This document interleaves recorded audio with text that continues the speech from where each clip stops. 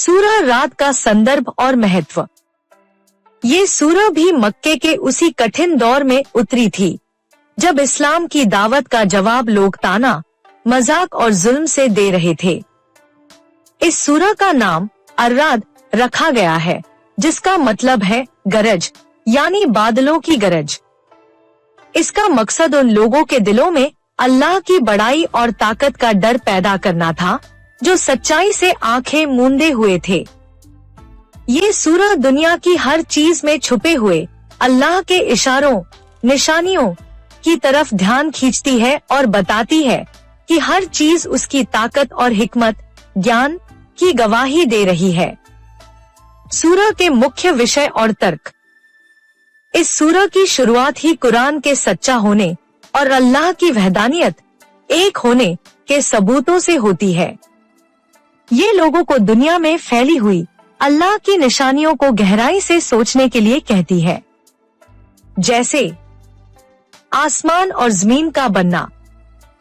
ये सूरह बताती है कि अल्लाह ही वह है जिसने बिना किसी सहारे के आसमानों को ऊंचा उठाया और पहाड़ों और नदियों को बनाया। ये सब उसकी अनंत ताकत का प्रमाण है। बादल, बिजली और गरज, सूरह का नाम ही इसी चीज से लिया गया है। ये बताता है कि बादलों का उठना, बिजली का चमकना जो कभी आशा का तो कभी डर का संदेश देती है, और गरज की आवाज, ये सब अल्लाह की बड़ाई और तासीर प्रभाव करते हैं। ये ताकतें दिखाती हैं कि क़यामत का दिन भी उतना ही सच्चा है जितनी ये दुनिया। जमीन से पेड़ पौधों का निकलना। ये सूरह उस चमत्कार की तरफ इशारा करती है कि मरती हुई सूखी जमीन में अल्लाह पानी बरसाकर उसे हरा भरा कर देता है। ये इंसान के मरने के बाद दोबारा जी उठने की एक स्पष्ट मिसाल है। जिस तरह मरी हुई जमीन में जान आ जाती है, उसी तरह मरे हुए इंसान क़यामत के दिन दोबारा जी उठेंगे।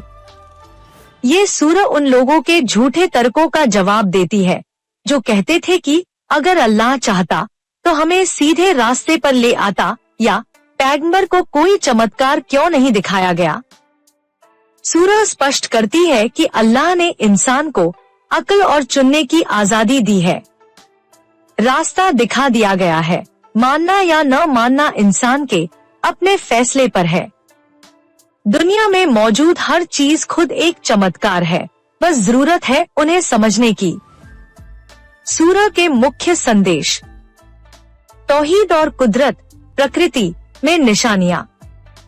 इस सूरह का सबसे बड़ा संदेश यही है कि पूरी कायनात, ब्रह्मांड अल्लाह के एक होने और उसकी महानता की गवाह है। हर पहाड़, हर बूंद, हर चमकती बिजली अल्लाह का गुणगान कर रही है, बस इंसान ही है जो सुनना नहीं चाहता। आखिरत, परलोक पर पक्का विश्वास।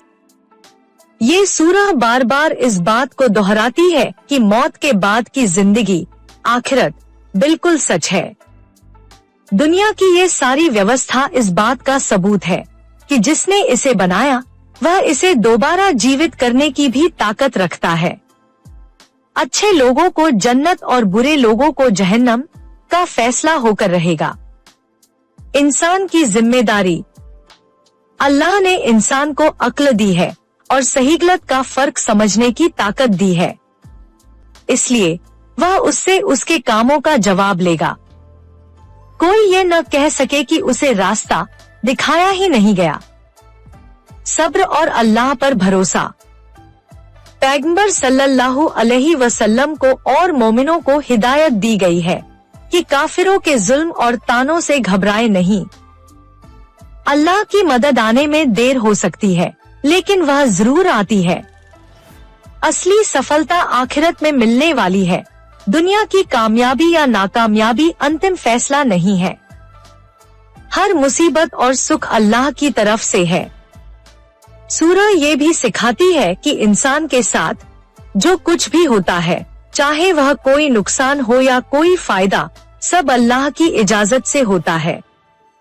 इसलिए हर हाल में उसी पर भरोसा रखना और उसी का शुक्र अदा करना चाहिए। सूरह रात की उपयोगिता। ये सूरह आज के दौर में बहुत ज्यादा प्रासंगिक है, खासकर उन लोगों के लिए जो विज्ञान और तर्क में विश्वास रखते हैं।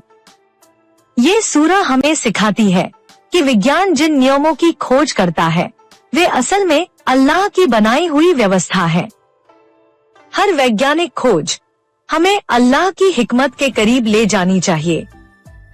जब भी इंसान को शक या उदासी घेर ले, ये सूरह उसे प्रकृति में छुपी अल्लाह की निशानियों को देखने की दावत देती है, जिससे इंसान का ईमान मजबूत होता है और उसे सब्र और सही रास्ते पर डटे रहने का हौसला मिलता है। ये एक तरह से ईमान और विज्ञान के बीच एक सेतु का काम करती है।